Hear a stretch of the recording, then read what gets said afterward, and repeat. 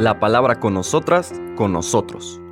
Una reflexión de la palabra cotidiana en diálogo con el acontecer de la comunidad universitaria.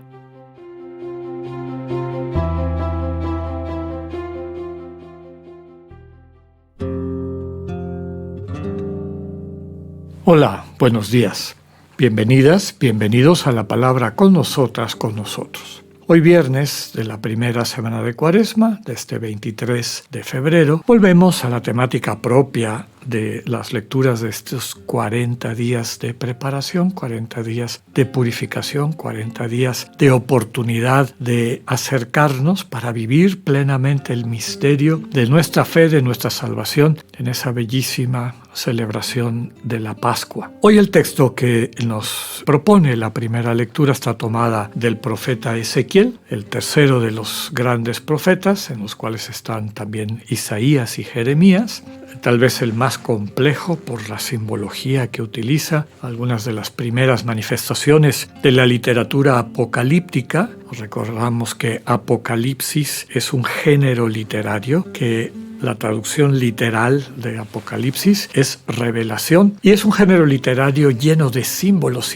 complejos, símbolos que no se entienden a primera vista y que de alguna manera deben de ser revelados, ¿no? Para que la revelación que está implícita en esas metáforas pues se haga accesible a las personas. Más allá de eso, ahora vamos a escuchar una lectura del capítulo 18 de Ezequiel, versículos 21 al 28, pero que está dirigida a este tiempo y al sentido de transformación interior, de cambio de atención, que es la conversión, a la que nos invita el tiempo de Cuaresma. El texto nos enseña: esto dice el Señor: si el pecador se arrepiente de los pecados cometidos, guarda mis preceptos y practica la rectitud y la justicia, ciertamente vivirá y no morirá. No me acordaré de los delitos que cometió. Vivirá a causa de la justicia que practicó. ¿Acaso quiero yo la muerte del pecador, dice el Señor, y no más bien que enmiende su conducta y viva?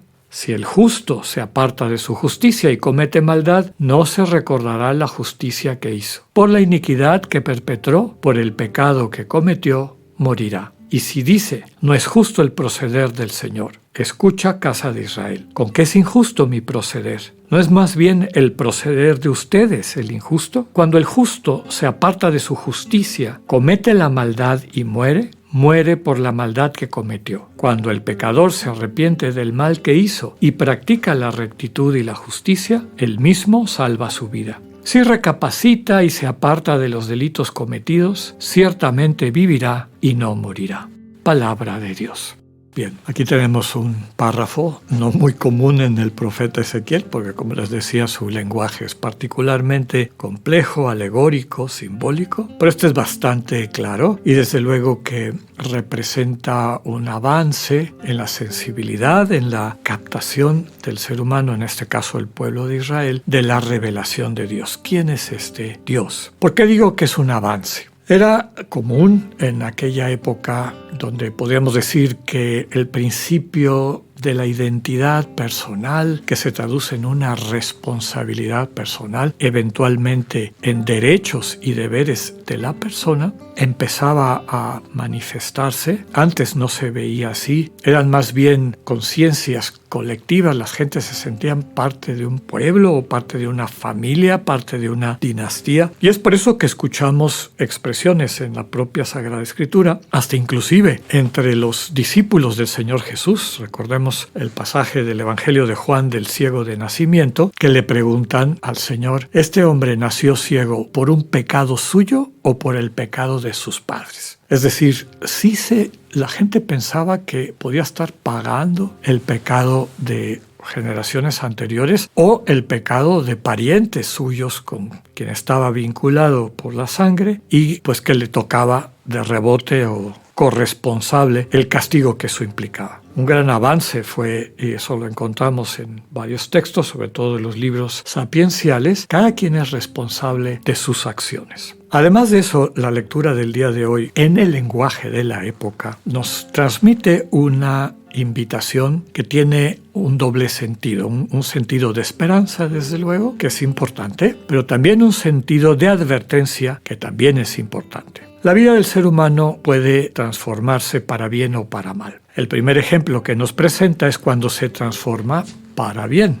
El pecador, el injusto, si se arrepiente de sus pecados que ha cometido, ya desde la sensibilidad que manejamos y la madurez espiritual humana de nuestra realidad contemporánea en este diálogo de siglos con la revelación de Dios y en particular con la revelación de Dios en Jesús, culmen de la revelación, podemos decir que cuando el ser humano se abre al encuentro con el Dios que le sana, cuando hace realmente la conversión que ya describimos varias veces como un cambio de atención, dejar de atender a su ego, a este conjunto de heridas que se traducen en actos defensivos, a veces agresivos, de defensa agresiva, pero incapacitantes del amor. El ser humano va construyendo unas relaciones destructivas, tóxicas, mutuas, y lo único que nos salva de eso es el amor de Dios. Pero para que el amor de Dios nos salve, lo tenemos que percibir, lo tenemos que acoger. Ahí es donde entra la conversión. La conversión es cultivar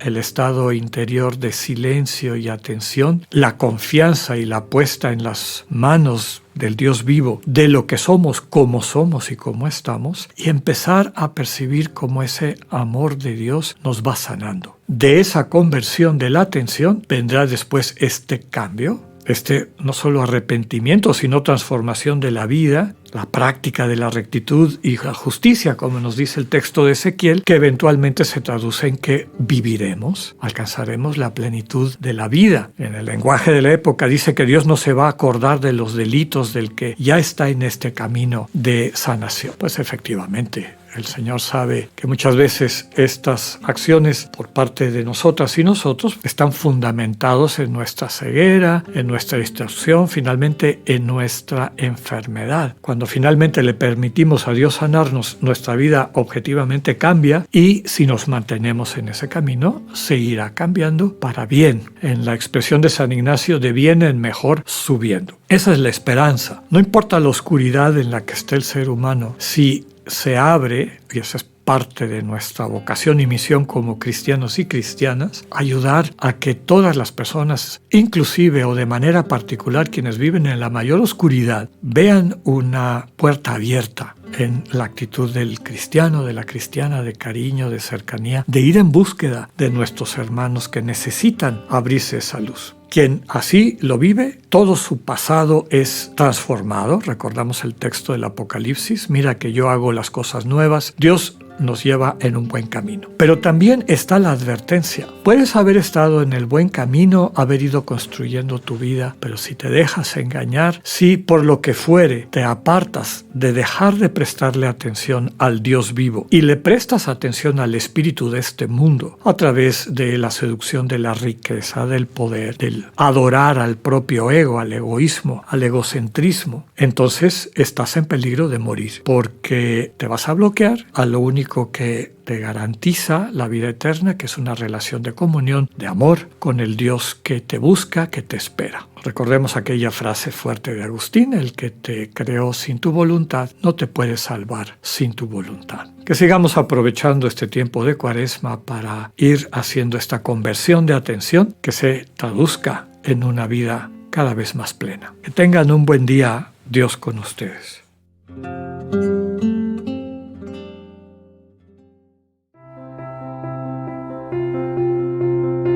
Acabamos de escuchar el mensaje del Padre Alexander Satirka. Escúchalo de lunes a viernes a las 8:45 de la mañana por radioiberoleon.com, a través de nuestra app gratuita para iOS y Android o por Spotify. Esta es una producción de Radio Ibero León en colaboración con el ITESO, Universidad Jesuita de Guadalajara.